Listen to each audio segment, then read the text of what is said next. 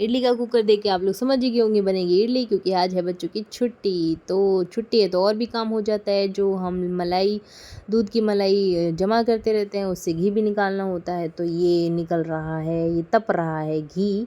और इधर जो मैंने रात को सूजी फर्मेंट करने के लिए रखी थी विद छाछ एंड दही, वो थोड़ी थिक है तो मैंने उसमें मिला लिया था थोड़ा सा पानी, इसको पतला करने के लिए। ज़्यादा पतला नहीं होना चाहिए, कंसिस्टेंसी आपको दिख जाएगी कि किस तरह से होनी चाहिए। क्या है कि मैं इनो नहीं मिलाती हूँ, इनो मुझे ज़्यादा सूट नहीं करता, ना ही मुझे ना मेरे बच्चों को। तो इसलिए पूरी तसल्ली से प्रक्रिया को मैंने अंजाम दिया है। और रात को मैंने सूजी विद दही और छाछ के घोल से इसको पूरी रात फर्मेंट किया है, और ये अच्छे से फर्मेंट हो भी गई है। और यही प्रक्रिया होनी चाहिए दोस्तों। और इस तरह सांचों में मैंने सूजी का घोल भर दिया।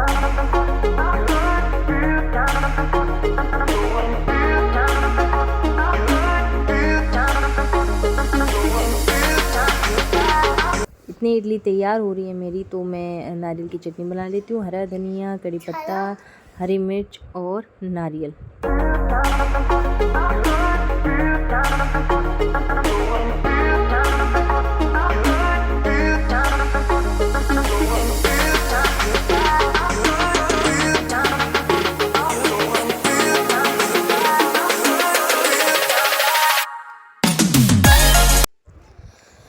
तो इस तरह मेरी ये चटनी तैयार हो रही है। थोड़ी सी इसमें मैंने दही मिला दी थी मिक्सी में। मिक्स करने के बाद इस तरह की उसकी कंसिस्टेंसी, तो थोड़ा सा पानी मिला दिया, नमक मिला दिया, और ये मेरी चटनी तैयार होने वाली है।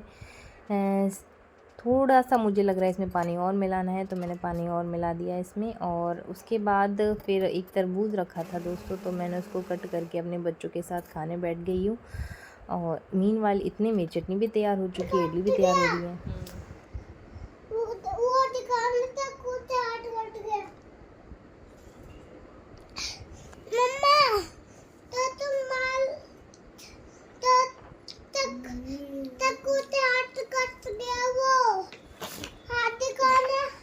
हाथ से कट गया बेटे, हाथ से देखो खून आ रहा है ना, ये हल्का हल्का और बढ़ जाएगा। अगर मैंने इसे बंद नहीं किया तो ये पूरा खून आ जाएगा। आ गया ना।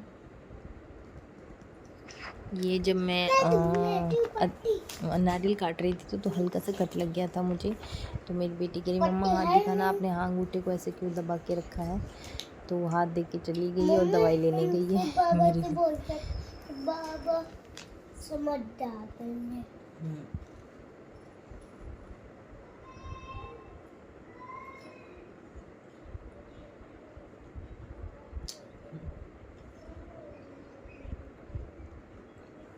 ये जो बच्चों का प्यार होता है ना हमारे लिए, बच्चे फ़िक्र करते हो, तो आपको क्या ज़रूरत है कि कोई आपकी कोई फ़िक्र कर रहा है या नहीं कर रहा, कोई आपको इम्पोर्टेंस दे रहा है या नहीं दे रहा है। जब बच्चे हैं ना ये, और ये आपके अपने हैं, और इनका जो प्यार है वो कितना इनोसेंस है, कितना प्यारा है, कितना प्योर है।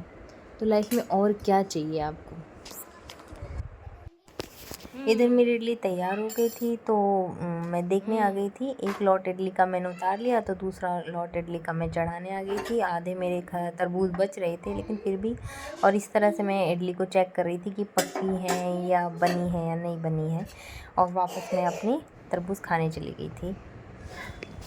यही बनाया या नहीं। और मेरी बेटी मेरे लिए दवाई ले आई, बचा हुआ तरबूज में वापस खाने आ गई थी। और मैंने,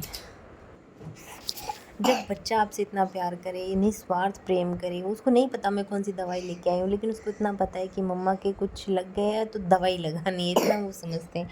इस निस्वार्थ, इस प्योर, इस सच्चे और इतने ब्लेसिंग से जो बच्चे हमें प्यार करते हैं, इतनी फिक्र करते हैं, तो हमें किसी और की क्या ज़रूरत है।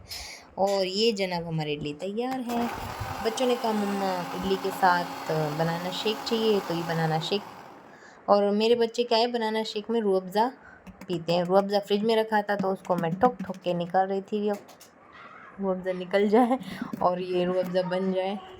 बनाना रूह अफ़ज़ा, थोड़ा सा मैंने इसमें दूध मिला लिया, हल्का सा पानी और चीनी के साथ। ये रूह अफ़ज़ा पिंक रूह अफ़ज़ा शेक, नहीं पिंक बनाना रूह अफ़ज़ा शेक तैयार है। और मेरे बच्चे ज़्यादा गाढ़ा नहीं पीते हैं इसको, उनको पतला चाहिए दूध की तरह। तो